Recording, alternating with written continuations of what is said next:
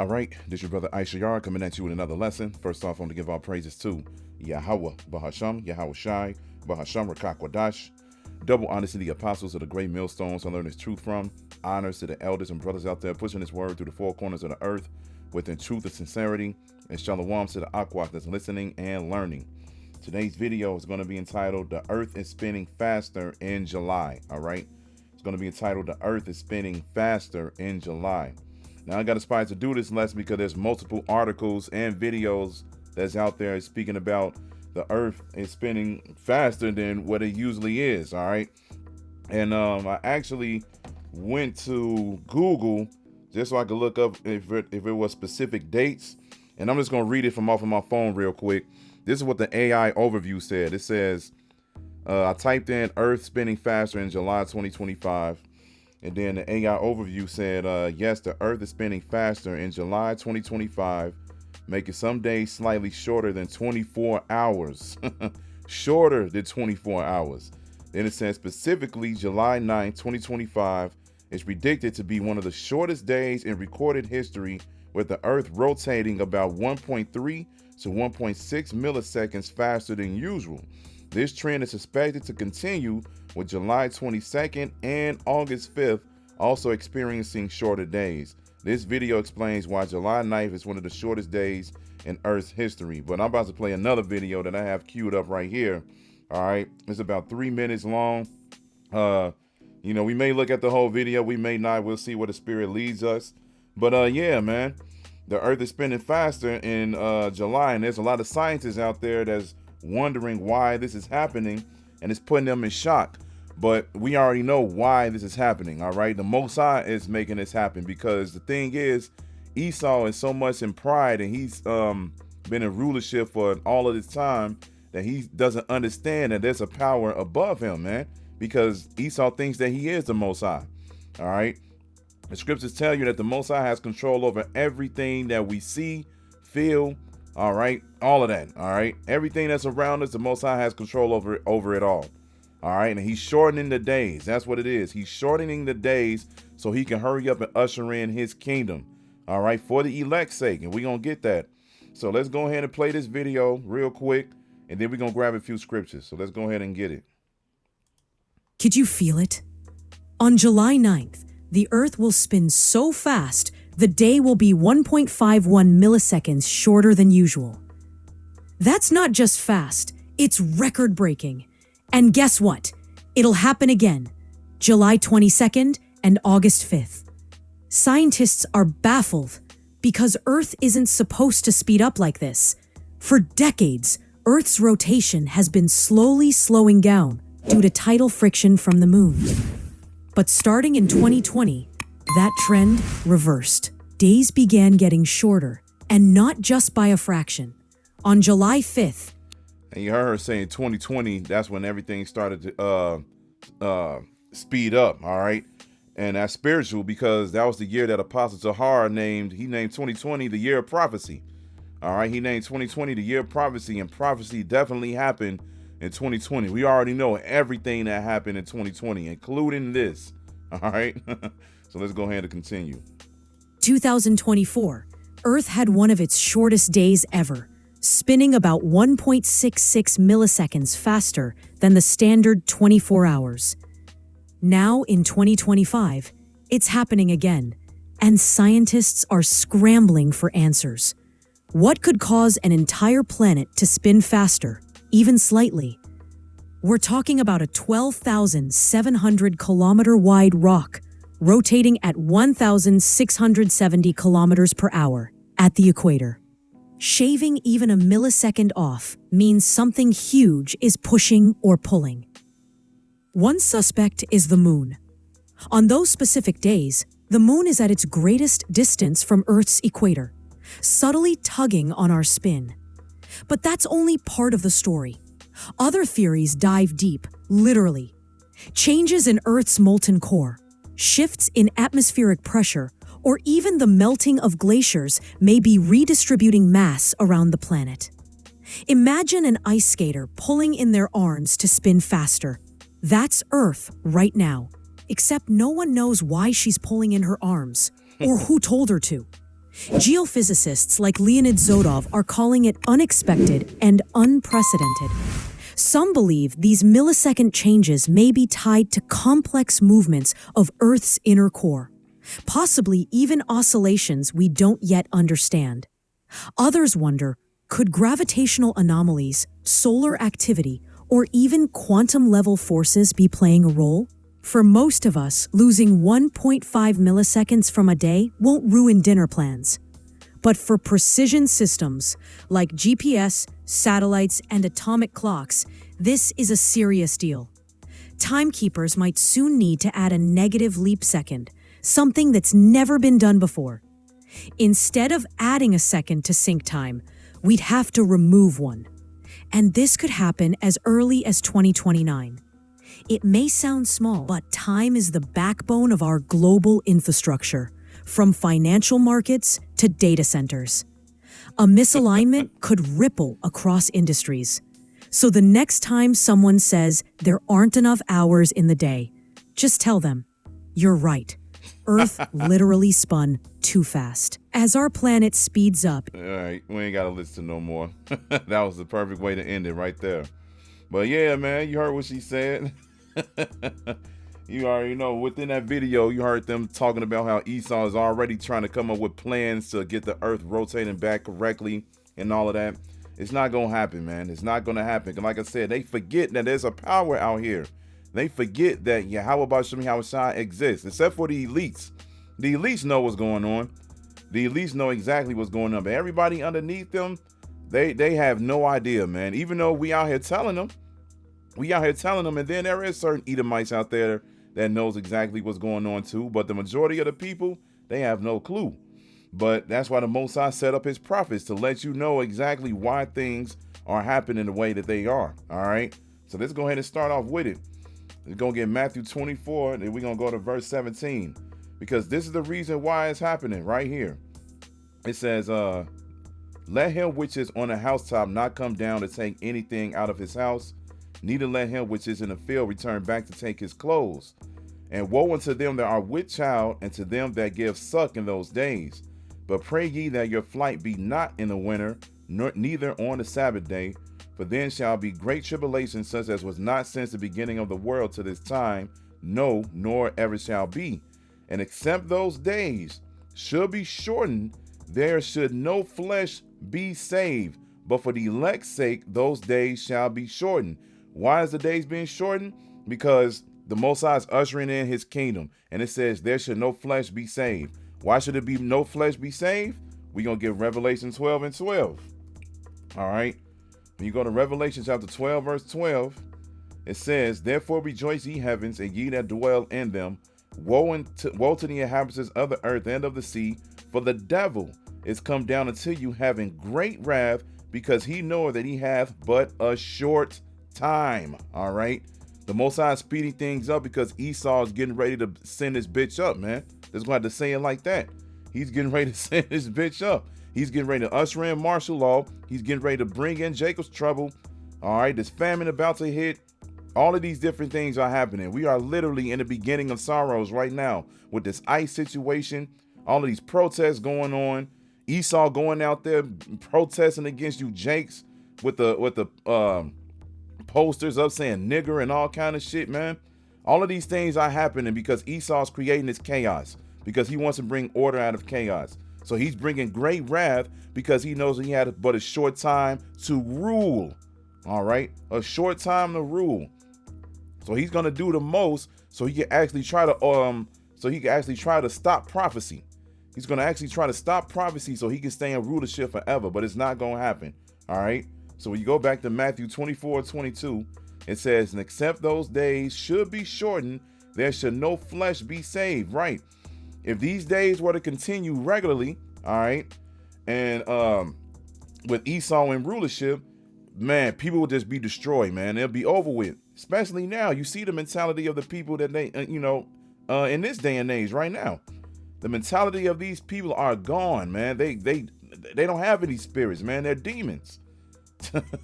They're demons. These are not human beings we dealing with on an everyday basis, man. Esau is destroying the earth. And within the earth are the people, the animals, the air, the water, the food, all of that. He's destroying everything. So the Most High is speeding things up, all right, for the elect's sake, because everybody else is going to perish within his judgment that the Most High is getting ready to bring upon here, all right? So it says, but for the elect's sake, those days shall be shortened. And the reason why he's shortening it for the elect's sake, because of this. Now let's get Ezekiel. Hold on. It's connecting with this revelation. We're going to get Ezekiel chapter 9. And then we go to verse 4. And it says, and the Lord said unto him, go through the midst of the city, through the midst of Jerusalem, and set a mark upon the foreheads of the men that sigh and that cry for all the abominations that be done in the midst thereof. All right. The men and the women that's out here praying to Yahweh B'Shem Yahushai. All right. And they're sighing and crying for all of the wickedness that's going on. And they're praying and hoping that the Most High forgives them for all of the wickedness that they have done. Because that's what we're doing right now. Because the scriptures tell us that our righteousness is as filthy rags. No matter how hard we try to do right, we still niggas, man, at the end of the day. And that's the sad part, man, because we don't want to be that. We want to be righteous men and women for Yahweh B'Shem Yahushai. But luckily, the Most High, gave us the Holy Spirit so we can at least try every single day, man. We keep repenting all the time. So we sighing and crying for the abominations that be done thereof. And it says, unto the others, he said in mine hearing, go ye after him through the city and smite. Let not your eyes spare, neither have ye pity. Slay utterly old and young, both maids and little children and women, but come not near any man upon whom is the mark. What is that mark? The mark of salvation, all right? Not the chip, all right? Not the MOTB, but the mark to let people know and let the angels know, like, hey, don't mess with them. Just like during the times of Moses, all right? Put the blood on the doorpost, all right? And the angels saw the blood and they went past that house. They're like, okay, we're not going to mess with these people, all right? We're going to have that spiritual mark, all right? That spiritual mark is going to, allow us to reach salvation, all right? So that death is not going to come near any one of us, Lord willing, except we just have to be put to death for the Lord. But other than that, it's not going to come upon us as far as something gruesome. It's not going to get to the point where the elect is literally going to have to get mauled to death or hit by a truck or, get caught by martial law and all kind of, torture may happen and so forth and so on. That's not going to happen to the elect. When the elect get put to death, it tells you in the scriptures that they're going to get put to death because of the guillotine. All right, because they're going to reject the chip. But that's a quick death, man. And that's honorable. That's for the Lord. But other than that, the majority of the elect is not even going to taste death. The scriptures tell you that.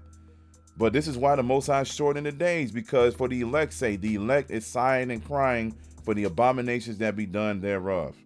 Now, finishing off in verse 6, it says, then they began at the ancient men which were before the house. All right. So this is the reason why, one of the reasons why the earth is spinning the way that it is, because the Most High is trying to get his elect out of here, and he's trying to hurry up and bring back Yahushua. Yahushua is going to bring back righteousness, man. The Most High knows what Esau is getting ready to do in his earth. Now we're going to get Proverbs. We're going to get Proverbs chapter 10. Then we're going to go to verse 27. And it says, the fear of the Lord prolongeth days, but the years of the wicked shall be shortened. All right. We are in the years of the wicked. The Most High is not going to allow wickedness just to continue, because he understands that this is his creation. He has his peculiar and special people within his creation, which is earth. All right. And ultimately he wants things to be done righteously.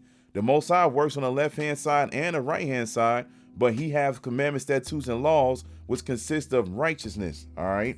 He's not a power that wants the earth to be ran as it is right now. All right. So he's shortening the days of the wicked. It says, but the years of the wicked shall be shortened. The hope of the righteous shall be gladness, but the expectation of the wicked shall perish. Yeah. Because just like we read in Revelation 12:12, he's getting ready to bring that great wrath, because he knows that he had but a short time. Esau thinks that he's going to bring in his NWO, take over the world on some pinky in the brain shit. All right. And he thinks that he just going to, just rule everything forever. Like the scriptures say, he thinks that his houses are going to continue forever. But that's not going to happen. But the expectation of the wicked shall perish.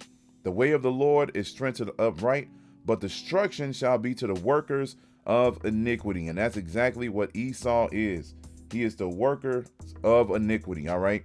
That's all he does is he sins every single day. He sins and he gets the people that's under him to sin, all right? You see commercials that always promote pork. You see all of these holidays that's always promoted. You see them to tell you to get tattoos. That's the new way to live and look cool and all of that. Telling Jake to shave their beards. Telling you that you could be part of this alphabet community. You can't judge people for what they want to be. So forth and so on. So forth and so on, man. They are the workers of iniquity. All right.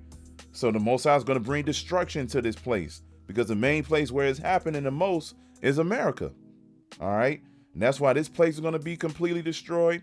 And the land of Israel is going to be completely destroyed because those small hats over there, they're the ones pulling the strings, man. They're the ones pulling the strings. So that land got to go. But America won't be rebuilt, right? Won't be built up again. But the land of Israel, that's going to be built up again because we're going to get our homeland back. But he's going to bring destruction to the workers of iniquity. Verse 30, it says, the righteous shall never be removed, but the wicked shall not inhabit the earth, all right? The Most High is only going to give the earth into the hands of the wicked just for a short time. Temporary. That's it. The only reason the wicked is in rulership is because we went against the commandments, statutes, and laws. But that's not getting ready to happen again. Because when Yahushua comes back, the elect is going to get the new bodies. The law is going to be written in our inward parts, and we never going to go off again. When we have our children, they're going to be born with the new bodies. They're never going to go off again. All right. So the wicked would never inhabit the earth after the Lord comes back. And the wicked would never be in rulership. So that bullshit, I remember, that happened not too long ago with IUIC talking about Esau's going to come back and, attack and get back a ruler. Man, that shit not going to happen, man. The Lord is going to be here. We're going to have the new bodies. We're never going to go off. If we never going to go off, how would the wicked be over us? Because the earth is for us. The universe is for us. The Israelites, you Negroes, Latinos, and Native Americans, man. It's for us. It's supposed to be our the land of pleasure, man. And it's going to get back to that point. So now let's get one last scripture and close it out. We're going to get 2nd Esdras chapter 2, then go to verse 10. It says, thus saith the Lord unto Esdras, tell my people that I will give them the kingdom of Jerusalem, which I will have given unto Israel. Their glory also will I take unto me, and give these everlasting tabernacles which I have prepared for them. They shall have the tree of life for an ointment of sweet savor. They shall neither labor nor be weary. Go ye, and you shall receive. Pray for few days unto you, that they may be shortened. The kingdom is already prepared for you. Watch. Then, like I said, and this is another reason why the days are being shortened. Because we're praying to Yahweh Bashem Yahushai for the haste and the return of our Lord Yahushai. All right. We're praying that this kingdom hurries up and be taken down, man. Yeah, we understand that we coming into troublesome and dangerous times, and it's going to, be shaky for us a little bit. But that's where faith is going to kick in, man. Because once we actually in the midst of this, we ain't going to have no choice but to lean on faith and believe. Well, what else you going to do? The scriptures tell you that the weapons are not going to save you. Money is not going to save you. You can't do anything against the person that's in rulership. So the thing is, we're going to lean on faith and believe. All right. And we believe that the Lord is going to send Yahushua and the angels to take us up out of here, man. All right. So read it again. It says, go ye and ye shall receive. Pray for few days until you, that they may be shortened. The kingdom is already prepared for you. Watch, all right? So the Most High is shortening the days because he's hearing the prayers of the elect. Lord willing, that's us. Lord willing, that's us because we are sighing and crying for the abominations that be done thereof, all right? So while the scientists are over here bugging out and wondering why all of this is happening, they over here trying to figure out exactly how to get the earth back on point and all of that. We already know the earth is going to get back on point when Yahushua comes back, and that's going to be the beauty of it, man. The earth is going to spin normal when Yahushua comes back, and those days for the kingdom, they're going to be long. They're going to be long, man, because he's going to make sure that Esau feels every single second and minute of his captivity when they go into slavery, man. All right. And it's not going to be quick like this. That 1,000 years is not going to go past quick. We're going to be able to enjoy ourselves in the kingdom for those 1,000 years and beyond. But of course, the first 1,000 years is going to be the beauty of everything. All right. So this is why the earth is speeding up, and it ain't nothing that Esau can do about it. The only thing that he can do is just lay back and watch his kingdom crumble. That's what it is. That's what it is. So I'm going to end it with that. So I hope this is edifying. So with that, I'm going to say, call Halayim Yahweh, Bahasham, Yahweh Shai, Bahasham, Rachaa Quadash. Double honor to the apostles of the great millstones I learned the truth from. Honors to the elders and brothers out there pushing his word through the four corners of the earth within truth and sincerity. And shalom to the Aquat that's listening and learning. And Yahweh Ratazad, I'll be back with another lesson. Keep pushing, Yasharala. Keep pushing. We almost out of here. Shalom.